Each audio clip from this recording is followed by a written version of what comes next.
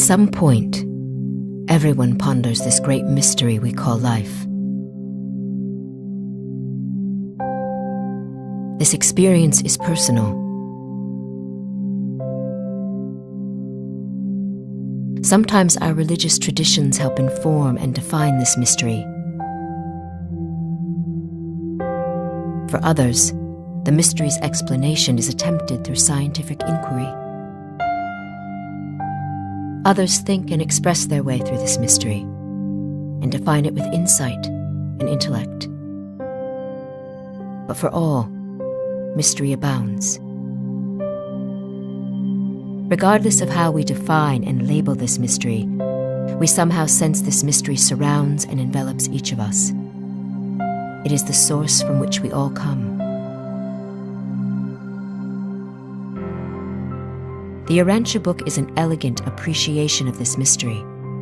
The text reveals a friendly universe and the unconditional love of the divine creator, the originator of all that is, was, and will be. The book depicts a vast universe that is populated by trillions of worlds such as ours.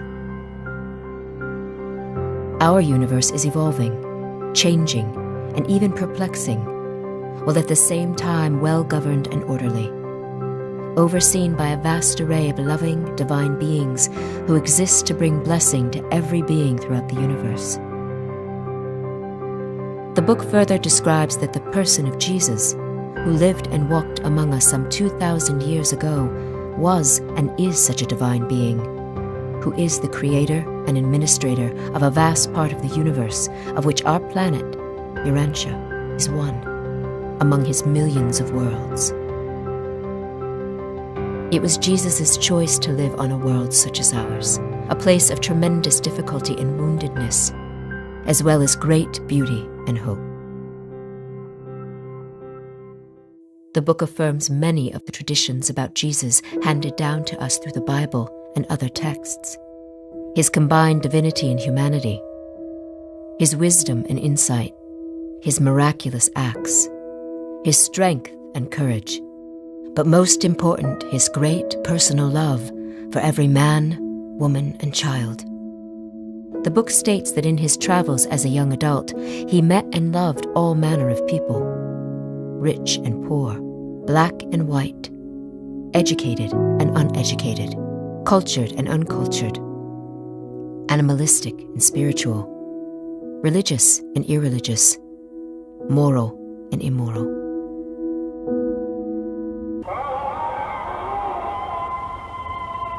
The text also affirms new, specific insights about his actions and teachings. As a boy, he was intelligent, curious, loving, artistic, and hardworking. He enjoyed the benefits and rigors of a strong Jewish household. He relished hiking through the nearby countryside, nurturing a reverent and sympathetic contact with nature. He was the oldest of 4 brothers and 3 sisters, children he raised with his mother Mary after Joseph's untimely death when Jesus was just barely 14. While he approved of a society's right to defend itself and to pass laws and deliver just punishment, Jesus was personally nonviolent, regarding each individual as a brother or sister and loving them with a fatherly love.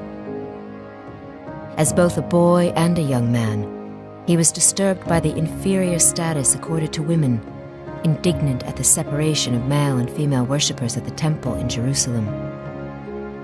Later, his apostles were shocked when he appointed 10 women as teachers of the gospel. He empowered these courageous women to effect their own organization and operate their own ministry.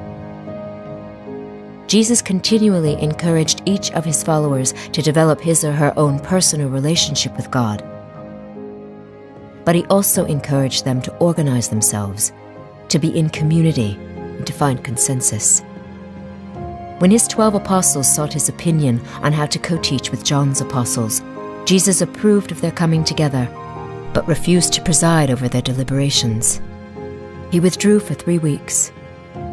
The men were confused as how to proceed. But during those 3 weeks, this mixed assembly of determined individuals learned to differ, to debate, to contend, to pray, and to compromise, and throughout it all to remain sympathetic with the other person's viewpoint, and to maintain at least some degree of tolerance for honest opinions. Upon returning, Jesus simply said, "These then are your conclusions, and I shall help you each to carry out the spirit of your united decisions." Which is what he continues to do. In the 2,000 years since his departure, we as humans have been left to grapple among ourselves the multiple problems, issues, and opportunities besetting us. But always his Spirit is with us, speaking to each of us, saying, "This is the way." Because Jesus did not come to our world to start a new religion, but to make clear a relationship, to plainly express and show that each person, regardless of his or her beliefs, or even non-belief, is a unique and loved child of God. The world and the universe is a family.